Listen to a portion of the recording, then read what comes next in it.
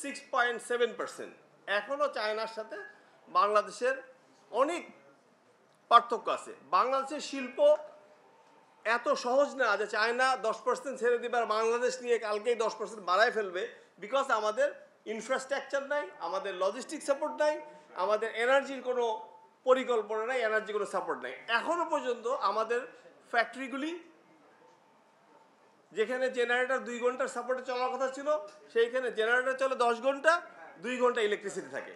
আমাদের পোর্টের এখনও কোনো সংস্কার হয় নাই। আমাদের এই জন্যে আমাদের শিল্প আমরা যতই বলি খুবই ডিফিকাল্ট সিচুয়েশনে আছে।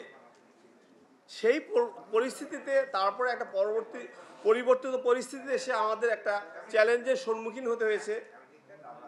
এই চ্যালেঞ্জটা সবাইকে ধৈর্য সহকারে হ্যান্ডেল করতে হবে। আমি অসংখ্য ধন্যবাদ জানাই। আজকে এই আমাদের শ্রমিক নেতৃবৃন্দের কথা থেকে অনেকগুলি দাবি আসছে, কিন্তু পাশাপাশি সবাই কিন্তু বলেছে আগে ইন্ডাস্ট্রিকে চালু রাখতে হবে, চালু রাখার পরে এক টেবিলে বসে একটা আলোচনার মাধ্যমে কিছু সমস্যা হয়তো খুবই দ্রুত সমাধান করা যাবে, কিছু সমস্যা লং টার্ম, কিছু সমস্যা আরও সময় লাগবে।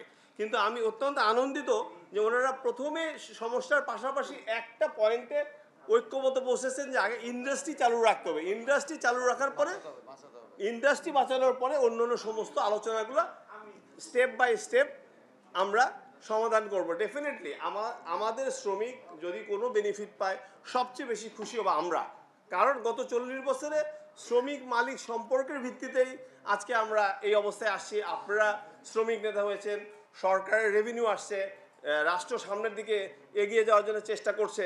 সো আমি আবার ধন্যবাদ জানাই যে আপনাদের এই পজিটিভ মানসিকতা। আমি বিশ্বাস করি আপনারা যে মেসেজ দিয়েছেন এই মেসেজটা সর্বস্তরে পৌঁছাবে এবং আগামী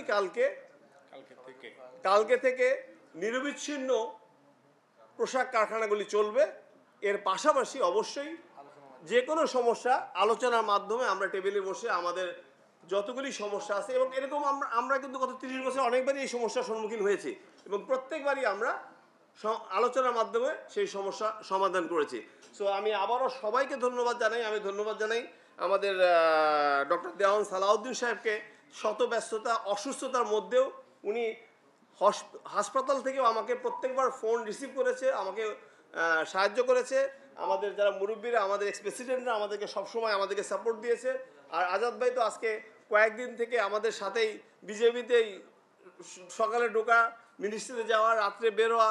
সো আমি অসংখ্য ধন্যবাদ জানাই আজাদ ভাইকে সহ সমস্ত মালিক, সমস্ত পরিচালক, আমার অফিস বেয়ারার যারা আছে তাদের সবাইকে এই সংকটকালীন সময়ে আমাদের পাশে থেকে আমাদেরকে সাপোর্ট দেওয়ার জন্য। এখন আমি শেষে আমাদের নেতৃবৃন্দর কাছে আমি একটাই অনুরোধ করব যে আমাদের যে 2-3টা ফ্যাক্টরি একটু সমস্যার মধ্যে আছে, নাসা, আল মুসলিম পার্ল, নিউ এজ, এইগুলিতে আপনাদের দায়িত্ব, এইগুলিতে আপনাদের একটু দায়িত্ব নিতে হবে এবং আমাদেরকে সর্বোচ্চ আমরা আপনাদের সাথে সাহায্য করব।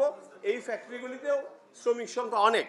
এই ফ্যাক্টরিগুলি যদি আমরা ভিতরে নিয়ে কালকে কাজ না শুরু করতে পারি, তাহলে এই যে আমাদের যে সমস্ত উদ্যোগই ব্যর্থ হতে পারে। সো আমি করজোরে আপনাদের কাছে অনুরোধ জানাই যে আপনাদের সমস্ত চেষ্টা থাকে যেন এই কয়েকটা ফ্যাক্টরিতে সকালে সুষ্ঠুভাবে কাজ শুরু হয়। আমি আবারও ধন্যবাদ জানাই আপনাদের সবাইকে এখানে আসার জন্য। ধন্যবাদ সবাইকে।